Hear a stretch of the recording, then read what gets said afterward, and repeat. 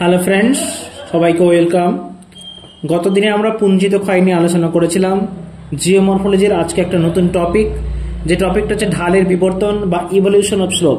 এই চ্যাপ্টার থেকে কোন কোন এমসিকিউগুলো তোমাদেরকে দেখে যেতে হবে, চলো একবার দেখে নিই।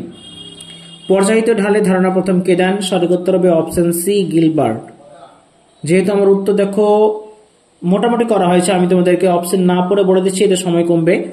পর্যায়িত ঢালের ধারণা কে প্রথম দেন? সেটা হবে গিলবার্ট। হিল স্লোপ সাইকেল ধারণা কে দেন? সেটা হচ্ছে এল.সি. কিং। ভালো করে বুঝো, হিল স্লোপ সাইকেল হচ্ছে এল.সি. কিং। স্লোপ রিপ্লেসমেন্ট থিওরি কে দেন? স্লোপ রিপ্লেসমেন্ট থিওরি দেন পেঙ্ক। মাথায় রাখো, স্লোপ রিপ্লেসমেন্ট থিওরি হচ্ছে Penck. Slope of decline theory এটা কে দেন? স্লোপ অফ ডিক্লাইন থিওরি হচ্ছে W.M. ডেভিস। থিওরিগুলো অবশ্যই মনে রাখবে। তাহলে কি বললাম? পর্যায়িত ঢাল হচ্ছে Gilbert, hill slope cycle LC. King, slope replacement theory Penck, slope of decline theory হচ্ছে W.M. Davis. Parallel retreat of slope এই ধারণা কে দেন? প্যারালাল রেট্রিট অফ স্লোপ ধারণা দেন option C, LC. King. Parallel retreat of slope, parallel সমান্তরাল। Okay, next, সেলবি আদর্শ ঢালকে কয়টি ভাগ করেছেন? সঠিক উত্তর অপশন সি, নটি। সেলবি নটি ভাগে ঢালকে ভাগ করেছেন। ডাইমরফোলজিস অ্যানালাইজ গ্রন্থটিকে লেখেন? সঠিক উত্তর অপশন ডি, পেঙ্ক। ডাইমরফোলজিস অ্যানালাইজ গ্রন্থটি লেখেন পেঙ্ক। পেঙ্ক তার ডাইমরফোলজিস অ্যানালাইজ গ্রন্থটি কত সালে লেখেন? সঠিক উত্তর অপশন সি, 1924 সালে লেখেন।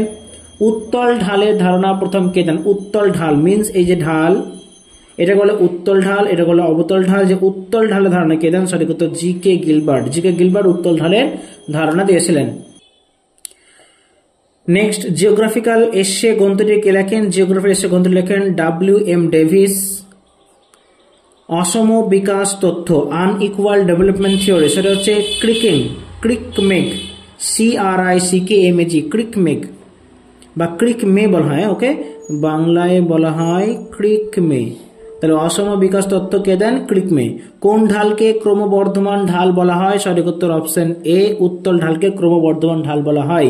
কারণ এটা ঢাল এক সময় কি হয়, এটা আস্তে আস্তে আস্তে উচ্চতা প্রাপ্ত হয়, তাই একে বলা হয় উত্তল ঢাল বা ক্রমবর্ধমান ঢাল।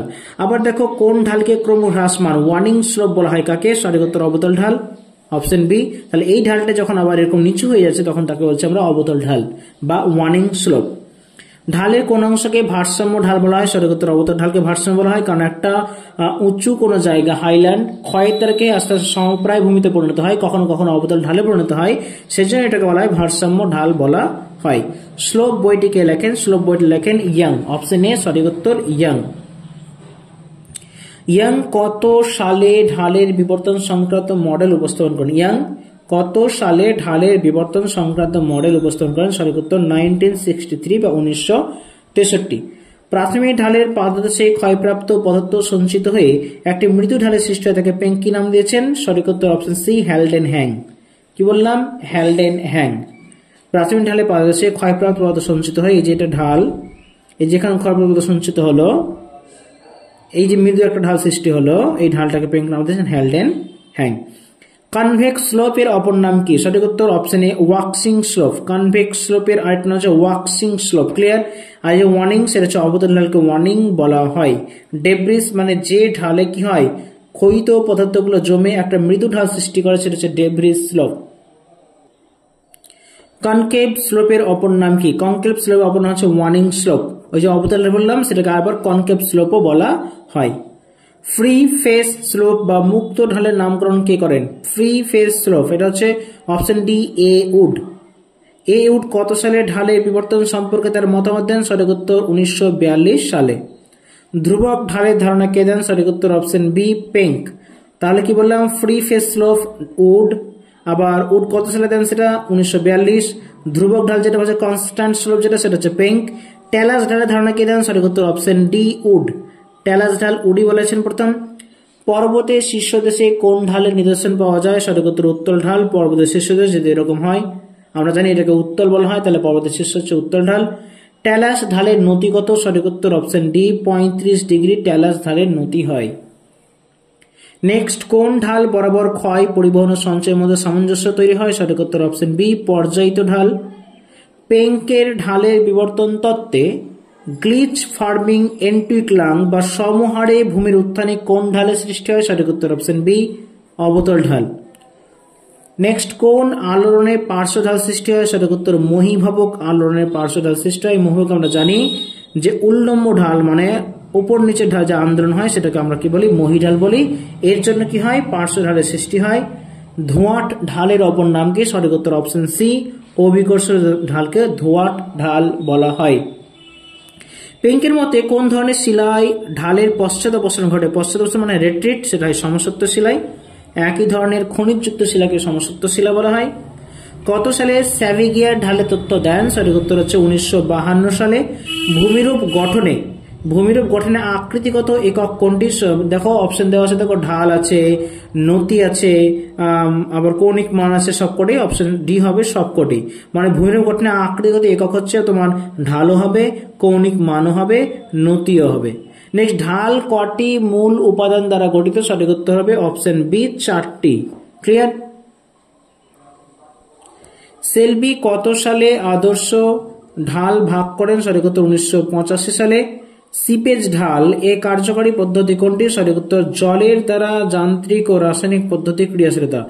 জলের দ্বারা যান্ত্রিক ও রাসায়নিক পদ্ধতি ক্রিয়াশীলতা হচ্ছে সিপেজ ঢালের কার্যকরী পদ্ধতি।